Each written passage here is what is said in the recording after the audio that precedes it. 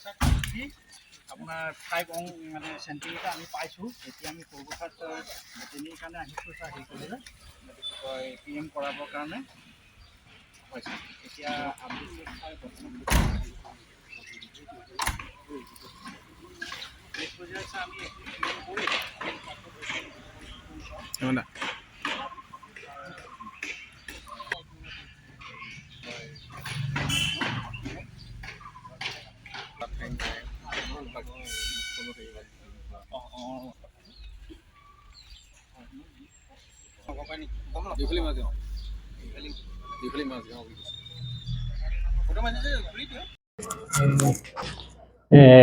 এতিয়া কথা হ'ল কি, মোৰ এজন সাংবাদিক বন্ধুৱে মোক জনালে প্ৰায় 12টামান বজাত জনাইছে যে এটা টেঙানীত বাঘ হত্যা হৈছে বুলি। আপুনি কিবা খবৰ পায় নেকি? মই তেতিয়া ক'লোঁ, তেওঁক মই সুধিলোঁ যে মইতো মোলৈ কোনো ৰাজহুৱাভাৱে বা কোনো পাব্লিকে মোক জনোৱা নাই, গতিকে জেগাটোৰ নাম জানা নেকি? তেওঁ মোক তেতিয়া ক'লে 1 নং কেঁকুৰিত ঘটনাটো ঘটিছে। তেতিয়া তেওঁক মই জনালোঁ, ঠিক আছে মই ইমিডিয়েট গৈ আছোঁ। আৰু লগে লগে মই ষ্টাফসহ মই তালৈ যাওঁ আৰু গৈ পেলাই তাৰ গৈ থকা অৱস্থাতে বৰপথাৰ আৰক্ষী থানাৰ OCয়ে মোক ফোন কৰে যে আপুনি বাঘৰ সম্পৰ্কত কিবা গম পায়নে? হয় ছাৰ, মই গম পাইছোঁ, মই গৈ আছোঁ। বোলে আপুনি যাওক, মই লগে লগে গৈ আছোঁ। আৰু উক্ত স্থানত আমি পাওঁগৈ। পাই আমি দীঘলী, একচুৱেলি 1 নং কেঁকুৰি নহয়, দীঘলী মাজগাঁৱত হৈছে ঘটনাটো।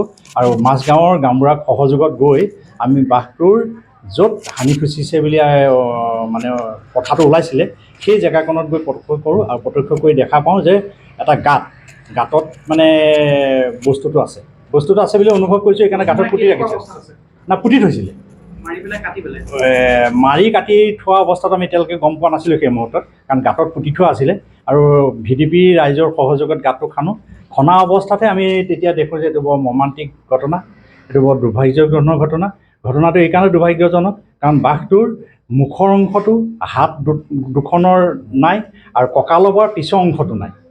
গতিকে এইকাৰণে ক'বলৈ গৈছে এইটো বৰ বৰ্বৰতা হৈছে। এইটো মানে এনেকুৱা ধৰণৰ ঘটনাটোৱে সঁচাকৈ মানুহৰ মনত ৰেখাপাত কৰিছে। আমি বৰ দুখ লাগিছে।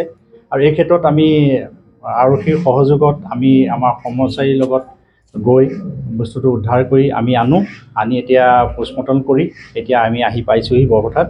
আৰু এই ক্ষেত্ৰত আমাৰ DFO sir, ACF sir, ranger sir আৰু আমাৰ সৰুপথাৰ আৰক্ষী বিষয়া SDPO ছাৰ, OC ছাৰ সহযোগত আমি আছোঁ। সকলোখিনি আমাৰ লগত যোগাযোগত আছে। আমি তাত গম পাইছোঁ 3জন নে 4জন ব্যক্তিক তেওঁলোকক আক্ৰমণ কৰিছে বুলি। তেওঁলোক গোলাঘাটত আছে বুলি আমাক জনাইছে তেখেতসকলে কোৱা মতে।